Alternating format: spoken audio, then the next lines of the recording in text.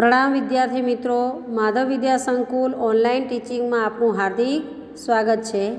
આજનો આપણો વિષય છે ગુજરાતી ધોરણ 9 પાઠ 16 કુદરતી।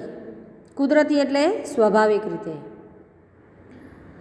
વિદ્યાર્થી મિત્રો, સૌપ્રથમ આપણે લેખક પરિચય મેળવીશું, ત્યાર પછી પાઠની સમજૂતી મેળવીશું। પાઠ 16 એના લેખકનું પૂરું નામ છે લાભશંકર જાદવજી ઠાકર। સાહિત્ય પ્રકાર એકાંકી। એકાંકી એટલે એક અંકનું નાટક। સાહિત્ય કૃતિ મરી જવાની મજા નામના એકાંકી સંગ્રહમાંથી આ પાઠ લેવામાં આવેલો છે। લેખકનું ઉપનામ છે પુનર્વસુ। લેખકે મરી જવાની મજા અને બાથટબમાં માછલી જેવા મહત્ત્વના એકાંકી સંગ્રહ આપ્યા છે, જેમાંથી મરી જવાની મજા નામના એકાંકી સંગ્રહમાંથી આ ભાગ લેવામાં આવેલો છે, આ પાઠ લીધેલ છે। આ પાઠની અંદર લેખકે કે સાચો મિત્ર કેવો હોવો જોઈએ એની વાત કરી છે। મિત્ર એવો શોધવો જે ઢાલ સરીકો હોય, સુખમાં પાછળ દુઃખમાં આગળ રહે। કે સાચો મિત્ર કેવો હોય એની વાત આપણને બાબુ અને દેવલાની એ મિત્રતાનું એક સચોટ ઉદાહરણ આપી અને આપણને સમજાવ્યું છે કે મિત્ર જીવનમાં કેવો હોવો જોઈએ કે જે હંમેશા સુખમાં પાછળ અને દુઃખમાં આગળ હોય।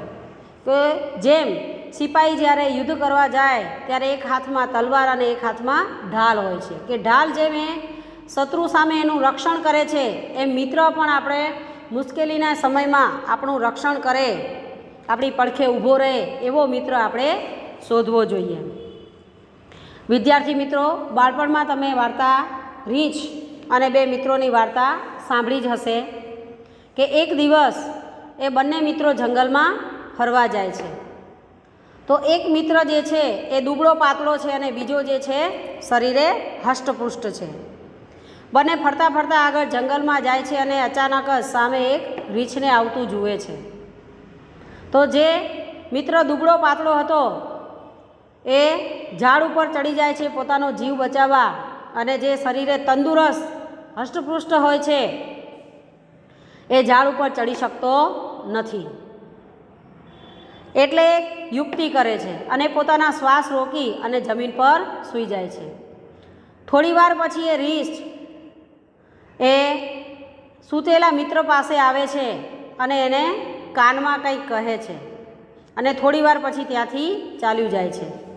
એટલે રીંછ જ્યારે ત્યાંથી ચાલ્યું જાય છે ત્યારે ઝાડ ઉપર રહેલો મિત્ર નીચે આવી અને પોતાના મિત્રને પૂછે છે કે રીંછે તને કાનમાં શું કહ્યું?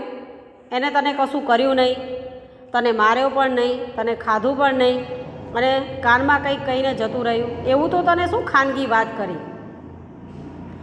ત્યારે મિત્ર એને કહે છે કે જીવનમાં એવા મિત્રની પસંદગી કરવાની કે જે દુઃખમાં આગળ અને સુખમાં પાછળ રહે, જે હંમેશા મિત્રનો સાથ આપે, એવા મિત્રની પસંદગી કરવી જોઈએ।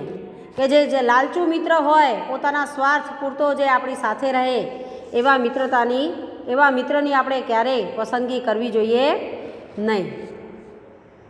તો આ પાઠની અંદર એ બાબુ અને દેવલાના ઉદાહરણ દ્વારા એ સાચી મિત્રતાનું આપણને ઉદાહરણ સમજાવ્યું છે।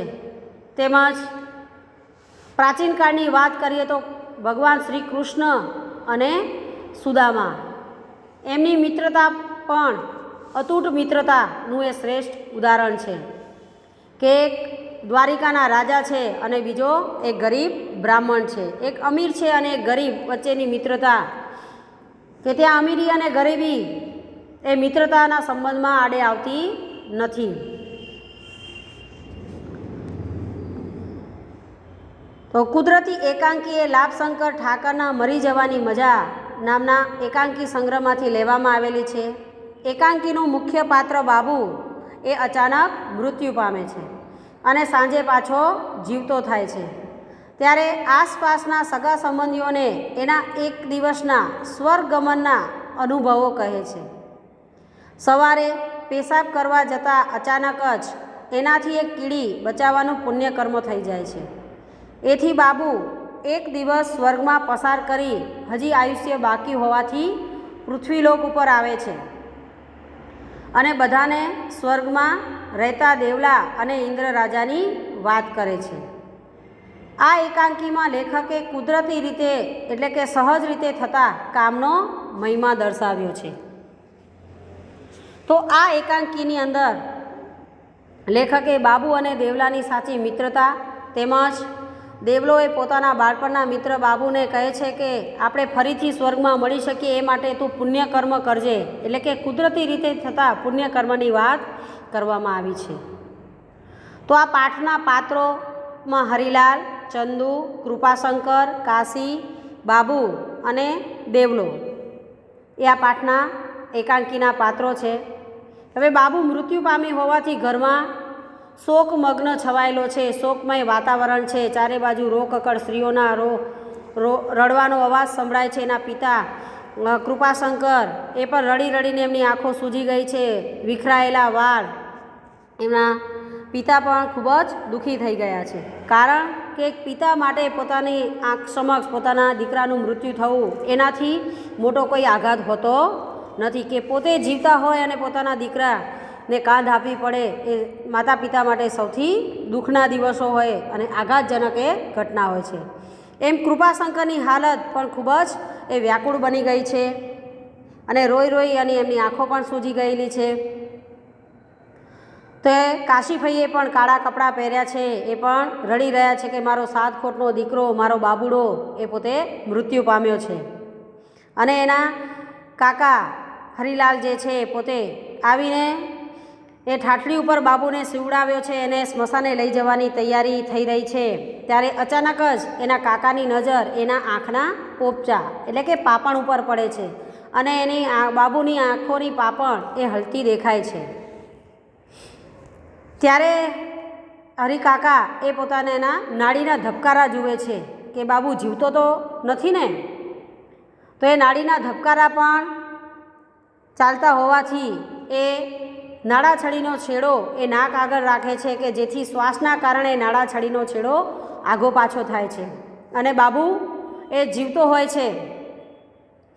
તેથી હરિકાકા એ ઘરના બધા સભ્યોને અને મોટાભાઈ કૃપાશંકરને તેમજ ઘરમાં બેઠેલા બધા સભ્યોને ધમકાવે છે કે તમારામાં કંઈ અક્કલ બક્કલ છે કે નહીં, કે માણસ જીવતો છે કે મરી ગયો છે એની પણ પરવા કર્યા વગર તમે એને હમણાં સ્મશાનમાં જ ફૂંકી નાખ્યો હોત, કંઈ હજુ તપાસ કર્યા વગર જ એ જોયા જાણ્યા વગર જ એને ઠાઠડીમાં સુવડાવી દીધો, એને સ્મશાને લઈ જવાની તૈયારી પણ કરી દીધી છે. ત્યારે એના મોટાભાઈ કૃપાશંકર કહે છે કે પેલા પસા ડાક્ટરે આવીને એને બાબુને ચેક કર્યો, એને જાતે ગંગાજળ પણ પીવડાવ્યું અને એને મૃત જાહેર કર્યો, એટલે અમે બધા એને લઈ જવા માટે તૈયાર થયા છીએ. ત્યારે હરિકાકા પોતાના ભાઈને ધમકાવતા કહે છે કે તમે એવા ડૉક્ટરને ઉપર ક્યાં વિશ્વાસ મૂકો કે જે બીમાર કોઈ હોય અને દવા બીજાને આપે, કે 9 સાલ એટલે આગલી સાલ ચમનચક્કી માંદો પડેલો અને એ ઇન્જેક્શન એના ડોહા એટલે કે એના પિતાને એ ફટકારી દીધેલું. તમે એવા ડૉક્ટર ઉપર ક્યાં વિશ્વાસ મૂકો છો કે જેને કોણ બીમાર અને કોને દવા આપે એનું પણ ભાનસાન હોતું નથી. તો બાબુને હવે જીવતો જોઈ અને કૃપાશંકર, હરિકાકા, ચંદુ એ કાશીભાઈ બધાના આનંદનો પાર રહેતો નથી. અને કાશીભાઈ તો મારો 7 કોટનો દીકરો મારો બાબુ જીવતો છે એ જાણી અને ખૂબ જ એ આનંદમય બની જાય છે, એનું હરખથી હૈયું ઉભરાઈ જાય છે અને પંખો લઈ હવે રાડી નાખો માં ભાઈ, કહું છું પંખો લાવો, જટ હવા નાખીએ તો એના જીવને શાંતિ મળે. એટલે ચંદુ પંખો લાવે છે અને હવા નાખે છે કે જેથી એને એ મૂંઝારો થયો છે તો એને ફરીથી એના જીવમાં જીવ આવે. અને હરિકાકા બધાને બધો ડામચીઓ, ઠાઠડી, નાળિયેર વગેરે જે અંતિમ ક્રિયા માટે જે સામગ્રી લાવી એને બધાને બહાર મૂકવાનું કહે છે. અને ધીમે ધીમે એ બાબુના જીવમાં જીવ આવે છે, એને ચકડબકડ આંખો ખોલી અને આજુબાજુની દુનિયા જોવે છે. તો બધા એના ખબર અંતર પૂછે છે કે બાબુ તને સારું છે ને, તને કશું થયું તો નથી ને, એમ બધા એના ખબર અંતર પૂછે છે. ત્યારે બાબુ ચકડબકડ આંખે આજુબાજુની દુનિયા જુએ છે અને એને તો નવાઈ લાગે છે કે આ હું ક્યાંથી ક્યાં આવી ગયો. ત્યારે કહે છે કે આમ તો સારું છે પણ કેળમાં જરા જરા દુખે છે, આ જમીન પર પટકાણો ને એટલે. તો હરિકાકાને નવાઈ લાગી કે બાબુ તો અહીં ઠાઠલી ઉપર સૂતો હતો, એ જમીન ઉપર કેવી રીતે પછડાયો? એને તો એ બેભાન થઈ અને નીચે પડી ગયો હતો, એને વાગ્યું કેવી રીતે? શા માટે એને દુખતું હશે? એવા મનમાં જાત જાતના પ્રશ્નો આવે છે. ત્યારે હરિકાકા એને પૂછે છે કે અરે બાબુ તું પટકાણો કેવી રીતે? તો એ કાશીભાઈ સાંભળીને કહે છે કે બાબુ તને હળદર અને મીઠું ગરમ કરીને લગાડી દઉં એટલે તને મટી જશે, થોડો આરામ મળશે.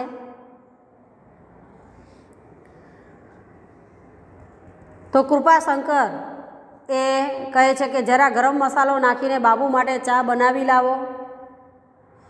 તો બાબુ પણ કહે છે કે હા, ટાઢાબોળ વાદળાના કારણે મને જરા શરદી થઈ ગઈ છે અને જરા માથું પણ પકડાયું છે. તો ચંદુને પણ સાંભળીને નવાઈ લાગે છે કે આ સીના વાદળા અને શેની વાત કરે છે. ત્યારે બાબુ કહે કે આકાશના વાદળા, ભીના ભીના વાદળા, એમાંથી દેવદૂતો મને પસાર થઈને મને અહીંથી પાછો લાવ્યા છે. તો આ વાદળાના કારણે એ મને શરદી થઈ ગઈ છે. હરિલાલ કહે છે એટલે બાબુડા તારું ભમી તો નથી ગયું ને? તું કેવા વાદળાને કેવી વાત કરે છે? તું તો અહીં ધરતી ઉપર હતો, આકાશમાં ક્યાંથી પહોંચ્યો? તો બાબુ કહે છે કે હા હરિકાકા, મારું તો ભમી જ ગયું હતું, મગજ જ કામ ન કરે. એ સ્વર્ગની કંઈ મોજ મજા હતી.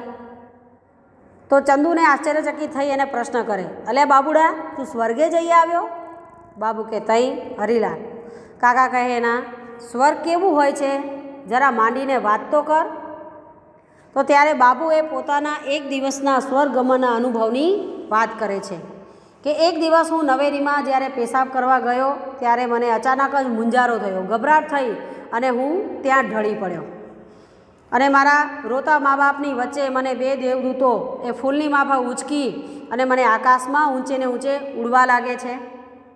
હું તો ટગર ટગર ડાબે અને જમણે બાજુએ દેવદૂતોને જોયા કરું છું. અને મેં તો કહ્યું અરે ભાઈ મને આમ ક્યાં લઈ જાઓ છો? ઊંચે ને ઊંચે આકાશ તરફ ક્યાં મને લઈ જાઓ છો? ત્યારે એક દેવદૂત હસીને કહે છે કે સ્વર્ગમાં ટાઢાબોળ વાદળામાંથી સરળ સરળ ઊંચે ને ઊંચે અમે ઉડતા હતા. બે ચાર છીકો આવી ગઈ. દેવદૂતોએ મારા હાથ બાવડામાંથી ઝાલેલા એટલે મારું નાક લૂવું સી રીતે? તો છીકો આવી એવી વાત સાંભળીને કાશીભાઈ કહે છે કે ચા સૂંઠ નાખીને બનાવી છે, ગરમ ગરમ પી લે એટલે તને શરદી મટી જશે. ચંદુને આગળ સ્વર્ગ કેવું હોય છે, એનું વાતાવરણ કેવું એ જાણવામાં એને ઉત્સુકતા છે. એટલે બાબુને પૂછે છે પછી શું થયું બાપભાઈ?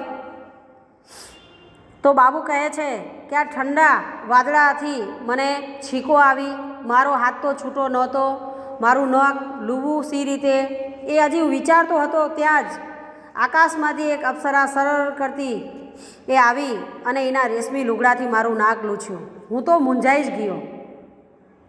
જ્યારે એના મોઢા સામું જોયું તો હું તો ડીંગ જ થઈ ગયો. ડીંગ થયું એટલે આશ્ચર્યચકિત થઈ ગયો. ખબર છે એ કોણ હતું? અરે એ તો આપણો દેવલો હતો. દેવલો? હા, એ દેવલો કે જે ખારા ઘોડાના મેળામાં બૈરાના કપડાં પહેરી પટિયા પાડી અને નાચતો હતો. એ ચોથી ચોપડીમાં મારો ભેગો ભણતો હતો. ચંદુ કહે એટલે નરસિંહનો છોકરો? એને તો એરું આભળ્યો હતો, 2 વર્ષ પહેલાં મરી ગયો.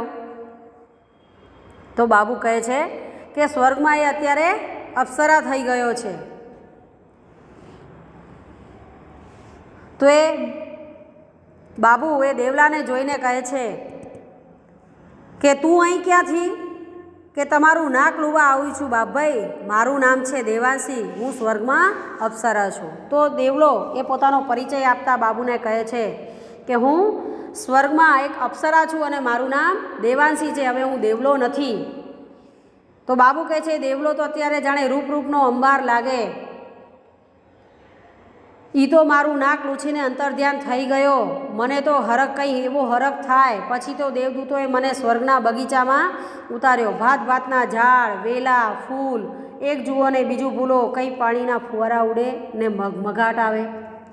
અરે આપણું તો મન ડોલી જાય. બગીચામાંથી ચાલતા ચાલતા હું એક મહેલ તરફ આગળ વધ્યો. ત્યાં ઠાઠ ઘીચોઘીચ દરબાર ભરાયેલો. સિંહાસન ઉપર ઇન્દ્ર રાજા બિરાજેલા હતા. નાચગાન તાકધીન ચાલતું હતું. સ્વર્ગની અપ્સરાઓ ઇન્દ્ર રાજાને રીઝવવા માટે એ નૃત્ય કરી રહી હતી. પરંતુ હું જેવો દાખલ થયો કે તરત જ નાચગાન બંધ થઈ ગયું. તો હરિકાકા કે નાચગાન કેમ બંધ થઈ ગયું? કે બાબુ કહે છે કે ઇન્દ્ર રાજા ફટ ઊભા થઈ ગયા, સામા પગલે હરખભેર આવ્યા. આવો બાબુરાજ એમ કહી મને બાથમાં લીધો, મને ભેટી પડ્યા. આંખમાંથી હરખના આંસુ આવી ગયા. તો ચંદુ પૂછે કોની આંખમાંથી બાપભાઈ? બાબુ કહે અમારા બંનેની, એટલે કે બાબુ અને ઇન્દ્ર રાજા બંનેની. કે ઇન્દ્ર રાજા રડી પડ્યા? હા, અમે બંને રડી પડ્યા. એમ કુદરતી જ રીતે રડવું આવી ગયું.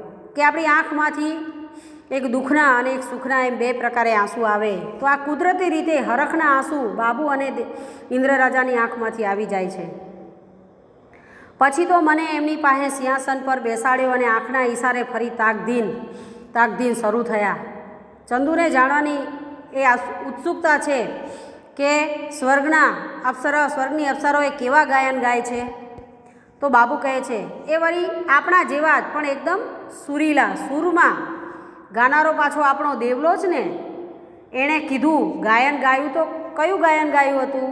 મારી વેણીમાં 4 ફૂલ, અંબોરડે સોહે સોહામણી ઝૂલ, વાહ વાહ શું મીઠાશ અને હલક. અને મારો દેવલો ચંદુભાઈ એવો જ રૂપનો અંબાર લાગે, ખારા ઘોડાના મેળામાં જેવો લાગતો હતો ને એવો જ.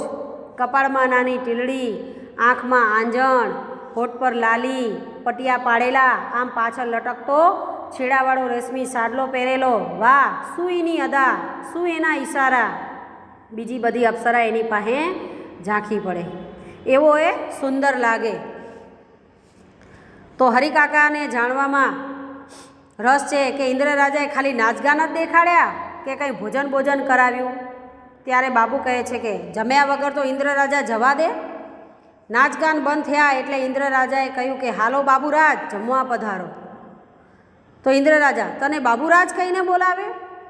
કંઈ આ તો સ્વર્ગની એક રસમ કહેવાય. તમે જાઓ તો ચંદુરાજ કહે, હરિકાકા જાય તો હરિરાજ કહીને બોલાવે, એ રીતે મને બાબુરાજ કહે. તો આ તો ત્યાંની એક રસમ છે, રીત છે, પ્રણાલિકા છે કે આપણને માનથી સત્કાર કરીને આપણું સ્વાગત કરે.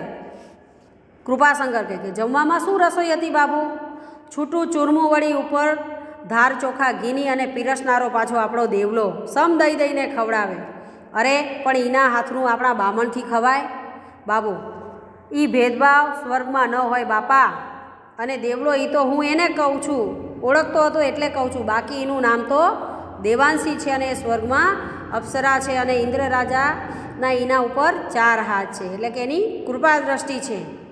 દેવાંશી શું કરશે અને શું કહેશે એ દેવાંશી આમ બીજા કોઈને તો જમાડે પણ નહીં. એ તો હું એનો બાળપણનો મિત્ર, એટલે એ મને પ્રેમથી ભાવથી જમાણે. બાબુ અરે હરિકાકા વાલ ફર્સ્ટ ક્લાસ, આપણા મણિયા કરજંગના હાથની જ રસોઈ જોઈ લો. આ આંગળીઓમાં હજી એની સોડમ આવે છે. 2 વખત પોતાની આંગળીને સૂગે છે અને ઉડી ગઈ જાણે સુગંધ. એ સ્વર્ગલોકની સોડમ અહીં કંઈ ધૂળલોકમાં આવે? હરિકાકા કહે છે કે એવા મણિયા કરજંગ જેવા પહેલાં અવ્વલ નંબરના રસોઈયાઈ ગયા અને ખાવા પીવાના દિવસોય ગયા.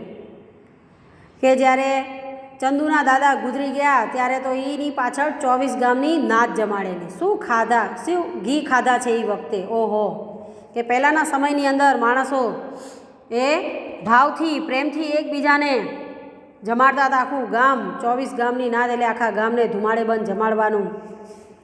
અને એ જમાડવાના ભાવમાં પણ એ ઘીની કોઈ કસર રહી ના જાય એવા ઘીથી લથપથ એ ભોજન જમાડવામાં આવતું હતું. તો કાશી ભાઈ કહે છે કે એટલે જ મારો આ બાબુ એ મૌર્ય એટલે કે આગળ સારી પેઠે તેલવાળા શાક ખાધેલા તે અત્યારે આવા ખાણ બાફડા જેવા શાક એને ભાવતા નથી. એટલે જ એને આ પૃથ્વીલોક ઉપર પાછું આવવું નહોતું. તો બાબુ જ્યારે સ્વર્ગમાં જાય છે ત્યારે એ ઇન્દ્ર રાજા એને કહે છે કે બાબુરાજ હવે તમે થોડો જમીને આરામ કરો, પછી દેવદૂતો તમને પૃથ્વી ઉપર લઈ જશે. ત્યારે બાબુ કહે છે કે મારે પૃથ્વી ઉપર જવું નથી, મને અહીં જ કંઈક નાનું મોટું કામ આપી દો. આ દેવો મારો નાનપણનો ભાઈબંધ છે, અમે સાથે ભણતા રમતા. અમારા દિલ ઇન્દ્ર રાજાએ હસીને કહ્યું, મારાથી કશું જ અજાણ્યું નથી બાબુરાજ. આ દેવાંશીની મનોકામના પૂર્ણ કરવા તો તમને અહીંયા સ્વર્ગમાં તેડાવ્યા હતા. તો આમ એ બાબુ અને દેવલો એ બંને મિત્રો સાથે બેસી અને વાતો કરે છે. અને જ્યારે વિદાયનો સમય આવે છે ત્યારે બંનેની આંખમાંથી આંસુ સમાતા નથી. એ વિદાય વેળા સુધી અડધા આકાશ સુધી એ દેવલો બાબુને વળાવવા માટે આવે છે, બથમાંથી છૂટો જ પડતો નથી અને એની આંખમાંથી ચોધાર આંસુ એ વયા કરે છે અને છાનો પણ રહેતો નથી. હિપકા ભરી ભરી અને રોવા મંડી પડે છે બંને મિત્રો અને ગળે ડૂમો બાજી જાય છે બાબુને. દેવદૂત જેમ તેમ કરી અને એ બંનેને ફોસલાવી અને છૂટા પાડે છે અને ત્યાર પછી દેવદૂતો એને એ પૃથ્વીલોક ઉપર મૂકી જાય છે. અને જતાં જતાં એ દેવલો બાબુને એક શિખામણ આપે છે કે બાબુ તું પુણ્ય કરજે, પરંતુ એ કુદરતી હોવું જોઈએ કે જેથી આપણે ફરીથી સ્વર્ગમાં મળી શકીએ, કે પુણ્ય કર્યા વગર એ સ્વર્ગ મળે નહીં. ત્યારે હરિકાકા કહે છે કે હું તો આ 40 વર્ષથી ગાયત્રીની ઉપાસના કરું છું, ત્રિકાળ સંધ્યા કરું છું, પણ મને તો આ કંઈ સ્વર્ગનો અનુભવ થતો નથી. ત્યારે બાબુ કહે છે કે એ પુણ્યકર્મ ખરું, પણ એ કુદરતી ન કહેવાય, કે ધર્મકર્મ એ પુણ્ય કહેવાય, પરંતુ એ કુદરતી રીતે થતું હોવું જોઈએ. કે જેમ હું એક દિવસ એ સવારે પેશાબ કરવા ગયો અને અચાનક જ મારું ધ્યાન જવાથી એક કીડીને એ મરતા મેં બચાવી લીધી અને આ કુદરતી પુણ્યકર્મના કારણે જ મને એ સ્વર્ગ મળી ગયું, સ્વર્ગમાં જવાનો એક લાભો મળ્યો. તો આ દેવલાએ તો એવા કેવા પુણ્યકર્મ કર્યા હશે કે જેને સ્વર્ગ મળ્યું. ત્યારે બાબુ કહે છે કે એને બાળપણથી જ નાચવા ગાવાનો શોખ હતો. એ ખારા ઘોડાના મેળામાં બૈરાના કપડાં પહેરીને એ નાચતો હતો અને ગાતો હતો. તો આ કુદરતી શોખના લીધે જ, કુદરતી નાચ ગાનના લીધે જ એને આજે આ સ્વર્ગનું વાતાવરણ મળ્યું છે, સ્વર્ગનો અનુભવ કરવાનો એને મોકો મળ્યો છે. અને એ સ્વર્ગમાં આજે અપ્સરાનું એને સ્થાન મળ્યું છે અને ઇન્દ્ર રાજાના તો એની પર 4 હાથ છે, એટલે એની કૃપા દ્રષ્ટિ છે. એટલે બાબુ કહે છે કે એ રીતે આપણે કુદરતી રીતે થતા પુણ્યકર્મની વાત આપણને આ પાઠની અંદર લેખક સમજાવે છે કે માણસો જીવનની અંદર અનેક રીતે પુણ્યકર્મ કરતા હોય છે, પરંતુ કુદરતી હોવું જોઈએ કે જેની પાછળ આપણા નામની તકતી લાગવી જોઈએ નહીં, અથવા તો ઢંઢેરો પીટી અને દાન કે પુણ્યકર્મ કરવું જોઈએ નહીં. પરંતુ આ હરિકાકાને વાતમાં, ચંદુને વાતમાં સમજ પડતી નથી કે પુણ્યકર્મ કરવાનું અને એ પણ કુદરતી. તો બાબુ પણ મનમાં વિચાર કરે છે કે હા, પણ એ કુદરતી હોવું જોઈએ, કે પુણ્યકર્મ કરવાનું અને એ પણ પાછું કુદરતી રીતે થવું જોઈએ. તો એ વિચારોમાં ને વિચારોમાં એ પોતે ખોવાઈ જાય છે અને કાશીફાઈ એ લાપસીનું આંધણ મૂકે છે અને બાબુ આંટા મારે છે, કાને જનોઈ ચડાવે છે. પુણ્ય કરવાનું પણ એનો વિચાર નહીં કરવાનો, થઈ જવું જોઈએ કુદરતી. આમ વિચારવા અને વિચારમાં એ પોતે એ ખોવાઈ જાય છે. અને આ રીતે એ બાબુને જે એક દિવસનો સ્વર્ગમનનો અનુભવ થયો એની વાત એ આ પાઠની અંદર કરવામાં આવી છે. અને સાચી મિત્રતા કેવી હોવી જોઈએ, તેમજ એ સાચું પુણ્યકર્મ કોને કહેવાય એની વાત આપણને લેખકે આ પાઠની અંદર કરી છે. અસ્તુ, પ્રણામ.